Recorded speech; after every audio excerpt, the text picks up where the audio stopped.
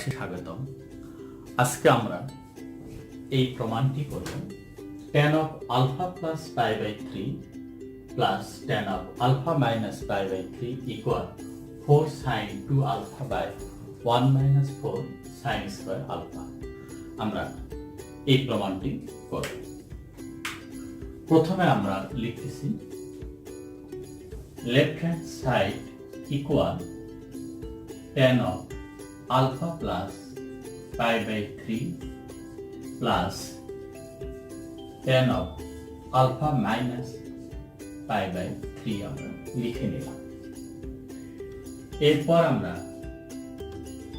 সাইনে রূপান্তরিত করব। এখানে লিখতে পারি sin of alpha plus pi by 3 by cos of alpha plus pi by 3। তাহলে tan কে ভেঙে আমরা sin cos করলাম।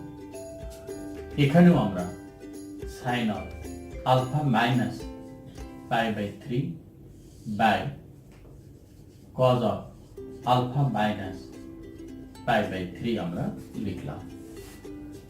এরপরে আমরা যে কাজটি করব ইকুয়াল এলসিএম করে নেব, আমরা লসাগু করব। লিখতেছি cos of alpha plus pi by 3 into cos of alpha minus pi by 3 আমরা লিখলাম।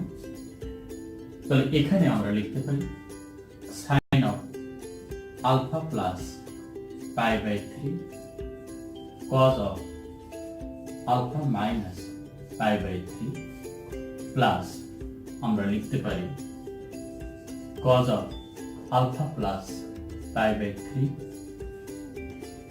sin of alpha minus pi by 3 আমরা লিখলাম। এরপরে আমরা লিখব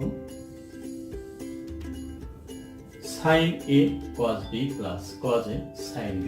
তাহলে আমরা লিখতে পারি sin of alpha plus pi by 3 plus alpha minus pi by 3 আমরা লিখলাম।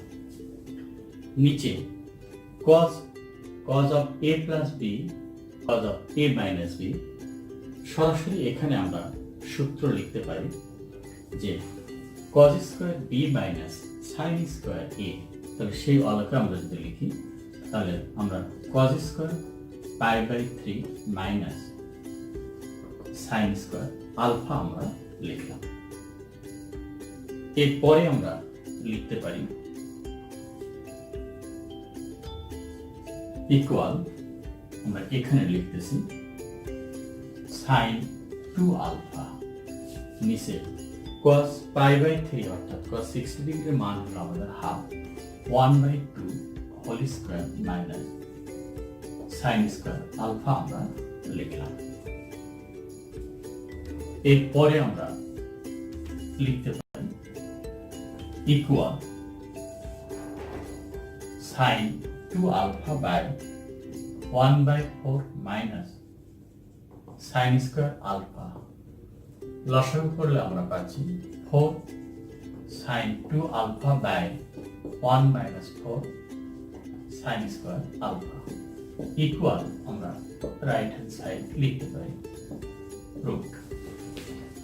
আমাদের এই প্রমাণটি আমাদের সম্পন্ন হলো আজকে এখানেই। আল্লাহ।